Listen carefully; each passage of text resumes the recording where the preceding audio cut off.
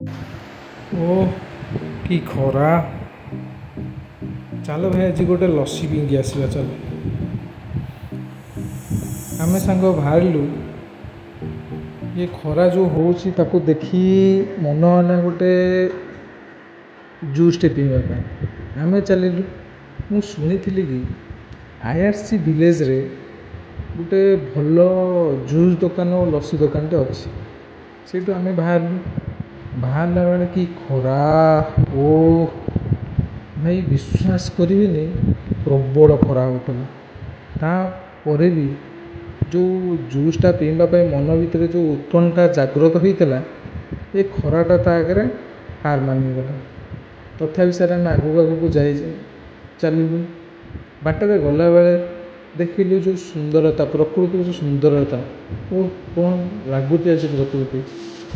ନିର୍ମଳ ଆକାଶ, ନୀଳ ଆକାଶ ତଳେ ଏ ସୂର୍ଯ୍ୟଙ୍କର ଯେଉଁ ଟାଣ ଟାଣ ଖରା, ଭାରି କଷ୍ଟ ଲାଗୁଥିଲେ ବି ମନ ଭିତରେ ଜୁସ୍ ପିଇବାର ଇଚ୍ଛା ତାଠାରୁ ଅଧିକ।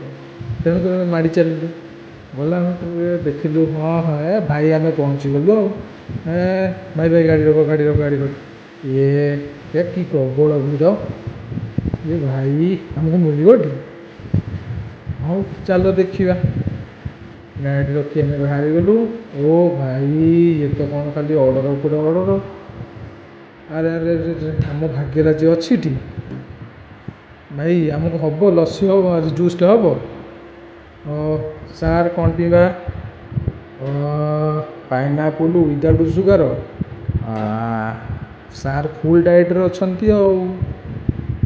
ହଉ ଭାଇ ଆମର ଦୁଇଟା ବନେଇ ଦିଅ, ପାଇନାଆପଲ୍ ୱିଦାଉଟ୍ ସୁଗାର।